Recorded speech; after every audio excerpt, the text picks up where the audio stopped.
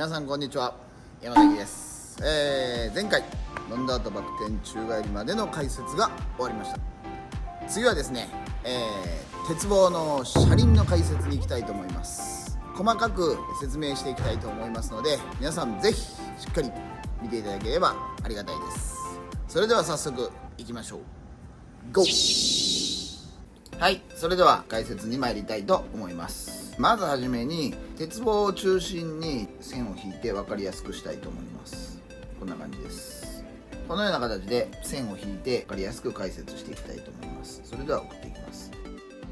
まず倒れていく時にこの45度の姿勢の時にしっかりアーチを作れることが大事です。この選手なんですが少し頭が入っていますがアーチを作ることはできていると思います。そして水平に倒れてきた時にここで若干圧席から落ちてくるようなイメージが大事です。そして、その次に入ってきた時に抜きの姿勢なんですが、ワイヤーの位置から少し中に入ったところぐらいから抜きが始まるこの姿勢ぐらいですね。そして大事なのはこの肩がきっちり入っていることがすごく大事です。そして胸と足とがここでアーチをしっかり作れるように、少しこの選手は膝が曲がっておりますが、膝までしっかり注意して抜きが体から肩、胸、腰がしっかり入った状態で前までギューッと触れることです。そしてここで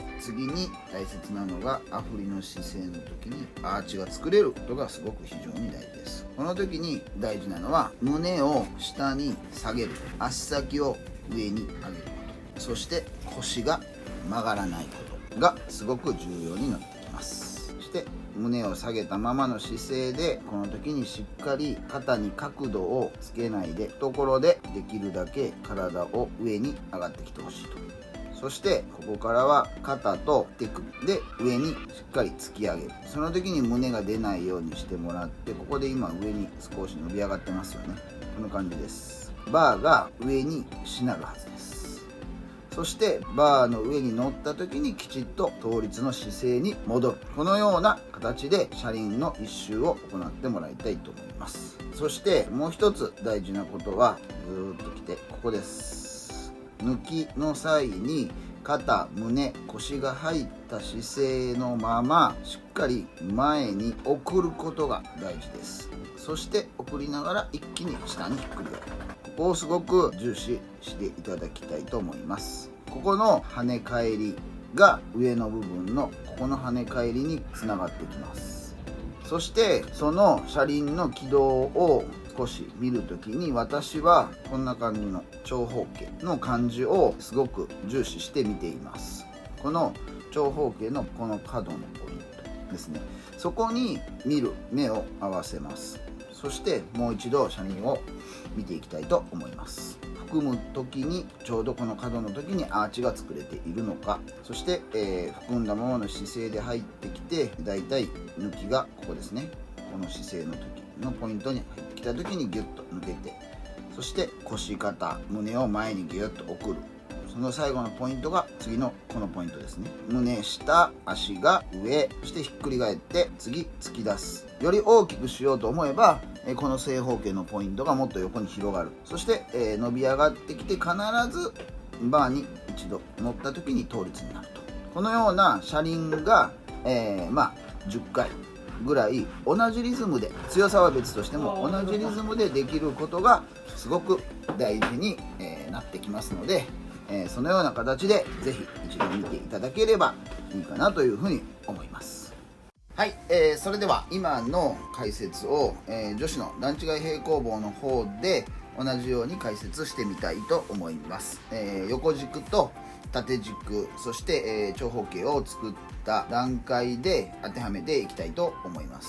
もちろん多少バーのしなりの違いますし、下バーがあるということで少し変化はあるかと思いますが、基本的なところは、同じような形で私は考えております。それでは行ってみたいと思います。倒れてきたところのここの含みに対しての姿勢ですね。そして下バーを見ながら、倒れてきます。そして下バーの中もしくは下バーギリギリぐらいのところで抜いて抜きが始まる。そして進行方向に胸、肩、腰がしっかり動かせれるか。そしてここで胸を下に沈める、腰を上に上げる、足先も上に上げる、こっちですね。そして、ひっくり返りの姿勢、ここで大きくアーチをしっかりつくということがすごく大事です。その際にこの姿勢で抜きのところからここでしっかり胸下、足上、足先の方向をこの正方形のこの角のあたりにしっかり持ってこればだいたい突き出せて倒立の位置に帰ってくる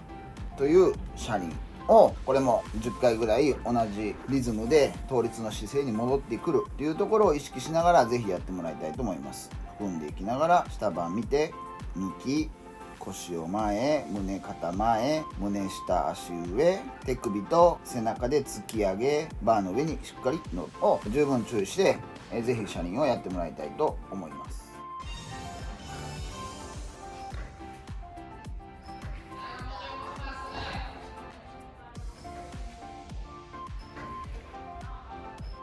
はい、いかがだったでしょうか。このようなイメージで私は車輪を練習中に見ているということの解説でした。男女両方同じような形にはなってきているのではないでしょうか。はい、今回の解説は以上になります。皆さんチャンネル登録、高評価よろしくお願いします。それでは皆さんまたねー。